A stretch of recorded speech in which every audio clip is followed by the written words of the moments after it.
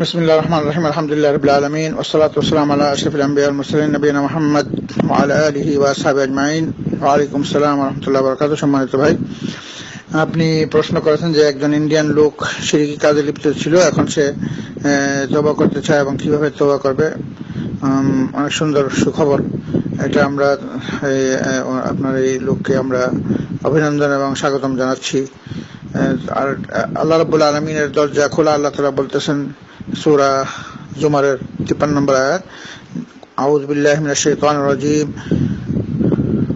قل يا عبادي الذين أسرفوا على أنفسهم لا تقنطوا من رحمة الله إن الله يغفر الذنوب جميعا إنه هو الغفور الرحيم। আল্লাহ রাব্বুল আলামিন তার সকল বান্দাদের জন্য এটা ঘোষণা দিচ্ছেন যে, হে আমার বান্দারা, তোমরা যারা নিজেদের উপর জুলুম অত্যাচার করেছো, তোমরা আল্লাহর রহমত থেকে নিরাশ হয় না। আল্লাহ রাব্বুল আলামিনের কাছে তওবা করো, আল্লাহ তাআলা তোমাদের সমস্ত গুনাহগুলো মাফ করে দেবেন। কারণ যারা শিরক করেছে, শিরক অবস্থায় তারা ইসলামের গণ্ডির বাইরে ছিল, এখন যখন তওবা করতে যাচ্ছে, তো তওবা করার নিয়ম হচ্ছে সর্বপ্রথম সে খাঁটিভাবে এই সমস্ত শিরকগুলো জানবে এবং এগুলো একবারে চিরদিনের জন্য বর্জন করবে এবং ছেড়ে দিবে, ঘোষণা দিবে যে আমি আর কোনোদিন এগুলা করব না। এক নম্বর এই জিনিসটা সে স্বীকার করতে হবে। তারপর সে বলবে যে আমি এই জিনিসগুলা পাপ কাজ করেছি, অনেক বড় গুনার কাজ করছি, এটা সে স্বীকার করতে হবে। তারপর সে অনুতপ্ত হবে এটার জন্য যে সে আর কোনোদিন অনুতপ্ত যে কাজটা ঠিক করে নাই। এবং 3 নম্বরে সে অনুতপ্ত হবে যে আর কোনো অনুতপ্ত হবে না। 4 নম্বর সে প্রতিজ্ঞা করবে যে আর কোনোদিন সেই ধরনের কাজ করবে না। 1 নম্বর ছাড়তে হবে, 2 নম্বর অনুতপ্ত হবে, 3 নম্বর সে প্রতিজ্ঞা করবে আর কোনোদিন সে করবে না। 4 নম্বরে সে গোসল করতে হবে সুন্দর করে, তাকে উযু করবে, উযু করে সে গোসল করবে, গোসল করবে। এরপর গোসল করার পর সে ইসলামের ঘোষণা দিবে।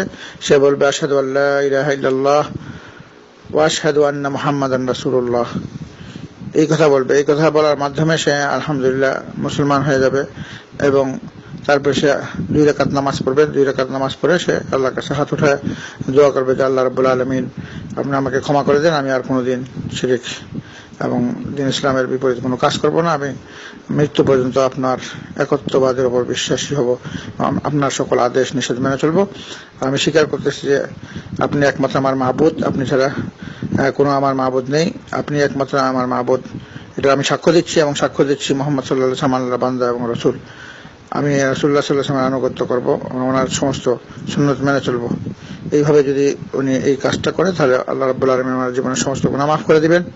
কারণ হাদিস শরীফে আছে যে হজ অতীতের সমস্ত গুনাহ মাফ করে দেয়, আর ইসলাম অতীতের সমস্ত গুনাহ মাফ করে দেয়, তওবা অতীতের সমস্ত গুনাহ মাফ করে দেয়, হিজরত অতীতের সমস্ত গুনাহ মাফ করে দেয়।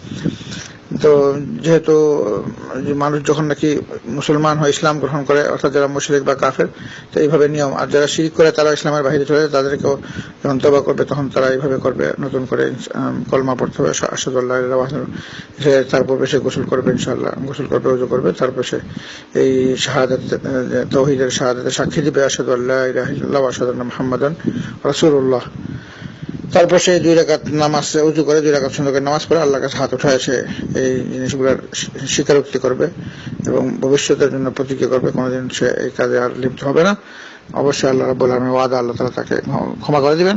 কারণ আল্লাহ তাআলা বলতেছেন ইন্নাল্লাহা ইয়াগফিরুয যুনুবা জামিআ। আল্লাহ রাব্বুল আলামিন অবশ্যই তার সমস্ত গুনাহ, এবং সেটা যত বড় শিরক হোক, বেদাত হোক, কুফর হোক, আল্লাহ তাআলা সমস্ত সকল ধরনের গুনাহ আল্লাহ তাআলা মাফ করে দেন যদি সে খাঁটিভাবে তওবা করে।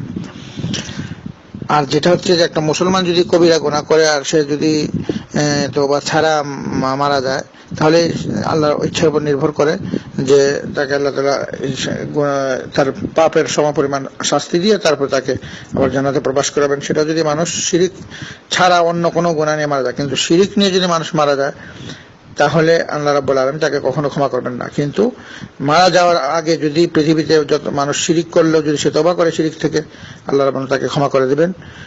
শিরক হোক সেটা কবিরা গুনাহ হোক, যে কোনো ধরনের সমস্যা, যদি সে মৃত্যুর পূর্বে শ্বাসের টান আসার আগে সে যদি তওবা করে এবং সে যদি ইসলাম গ্রহণ করে, সেটা কাফের হোক, মুশরিক হোক অথবা পাপী হোক, যে কোনো ধরনের পাপ আল্লাহ রাব্বুল আলামিন মৃত্যুর পূর্বে সেই কবুল করেন। কিন্তু মৃত্যুর পর যদি শিরিক অবস্থা মারা যায় সেটা কবুল করা হবে না। কিন্তু কবিরা গুনাহ আল্লাহর ইচ্ছার উপর নির্ভর করে, সে আল্লাহ তার শাস্তি দেওয়ার পর আবার তাকে জান্নাত দিবেন, অথবা প্রথম থেকেই ক্ষমা করে দিতে পারেন, এটা আল্লাহর ইচ্ছার উপর নির্ভর করে। আল্লাহ তাআলা বলতেছেন ইয়াগফিরু লিমান ইয়াশা ওয়া ইউআযযিবু মান ইয়াশা, আল্লাহ যাকে ইচ্ছা ক্ষমা করে দিবেন, যাকে ইচ্ছা শাস্তি দিবেন।